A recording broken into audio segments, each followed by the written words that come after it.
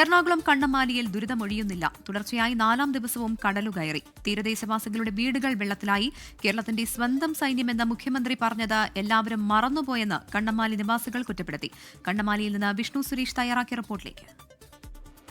പതിവ് പോലെ ഇത്തവണയും മഴ ശക്തമായതോടുകൂടി കടുത്ത പ്രതിസന്ധിയിലാണ് കണ്ണമാലി ചെറിയ കടവ് മേഖലയിലെ തീരദേശവാസികൾ.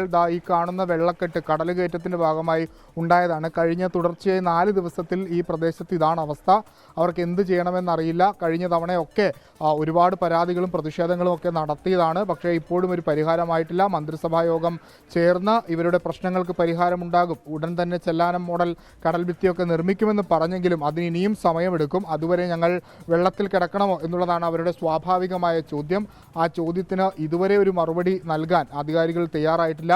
ജിയോ ബാഗിൻ്റെ നിർമ്മാണവും അതിൻ്റെ നിക്ഷേപവും ഒക്കെ എവിടെ എത്തിയെന്ന് ചോദിച്ചാൽ അത് ഇന്നും എത്തിയിട്ടില്ല. ഹൈക്കോടതി അടക്കം കഴിഞ്ഞ ദിവസം കർശനമായ നിർദ്ദേശം നൽകിയതാണ് ജിയോ ബാഗ് സമയബന്ധിതമായി പൂർത്തിയാക്കി താൽക്കാലികമായി ഒരു പരിഹാരമെങ്കിലും തീർക്കണമെന്ന്. പക്ഷേ അതൊന്നും ഇതുവരെ ആരുടെ ഭാഗത്തുനിന്നും ഉണ്ടായിട്ടില്ല. അതാണ് ഈ പ്രതിസന്ധിക്ക് ഒരു പ്രധാനപ്പെട്ട കാരണം. ജിയോ ബാഗ് ഒരു താൽക്കാലിക പരിഹാരം മാത്രമാണ്.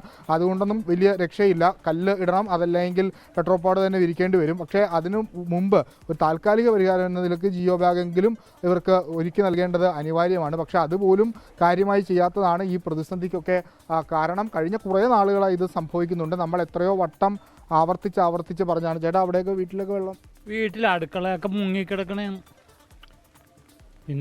ഈ പ്രാവശ്യം ഇന്നാണ് ഏറ്റവും കൂടുതൽ വെള്ളം കയറിയേക്കണത്. ജിയോ ബാഗിൻ്റെ വെച്ചിട്ട് അതിൻ്റെ അപ്പുറത്ത് കൂടി ഇങ്ങോട്ട് പോരുകയാണ്. കല്ലിടാതെ രക്ഷയില്ല. വേറെ ഒന്നും ചെയ്തിട്ട് ഒരു കാര്യമില്ല. ഈ ജിയോ ബാഗ് കൊണ്ടൊക്കെ ഒരു പ്രയോജനമില്ല. ജിയോ ബാഗൊക്കെ ഒരു തിര വരുമ്പോൾ തന്നെ ഇങ്ങനെ മറിഞ്ഞു പോണേ ആ സ്ഥിതിയാണ്. ഇത് മറന്നു പോകും.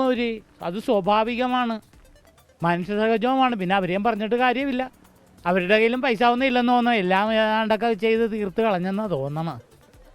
അതാണ് വളരെ സ്വാഭാവികമായൊരു പ്രതികരണമാണ്. അവരുടെ നിസ്സഹായതയിൽ നിന്നുള്ള പ്രതികരണമാണ്. ഇനി എന്ത് ചെയ്യണം എന്നവർക്ക് അറിയില്ല. സർക്കാരിൽ മാത്രമാണ് ഒരു പ്രതീക്ഷ ഉള്ളത്. ഇവിടെയുള്ള ആളുകൾ ഒക്കെ വലിയ ബുദ്ധിമുട്ട് നേരിടുകയാണ്. അതിലൊരു കൃത്യമായ ശാശ്വതമായ പരിഹാരം ഉണ്ടാകണം. അവർക്ക് എല്ലാ ദിവസവും ഇങ്ങനെ ക്യാമ്പുകളിലേക്കൊന്നും ഓടിപ്പോകാൻ പറ്റില്ല. അവർക്ക് അവരുടെ വസ്തുക്കളൊക്കെ ഉപേക്ഷിച്ച് പോകാൻ പറ്റില്ല.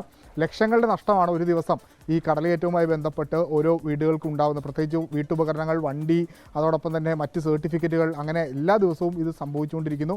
അപ്പോൾ അതിനൊരു കൃത്യമായൊരു പരിഹാരം വേണം എന്നുള്ളതാണ് ഇവരുടെ ആവശ്യം. കഴിഞ്ഞ കുറേ വർഷങ്ങളായി അവർ ആവശ്യപ്പെടുന്നൊരു കാര്യം കൂടിയാണ്. അതെങ്കിലും പരിഗണിച്ചു കൊടുക്കുക എന്നുള്ളതാണ് പറയാനുള്ളത്. കണ്ണമാലിയിൽ നിന്ന് ഷിജു ചവറക്കൊപ്പം വിഷ്ണു സുരേഷ്.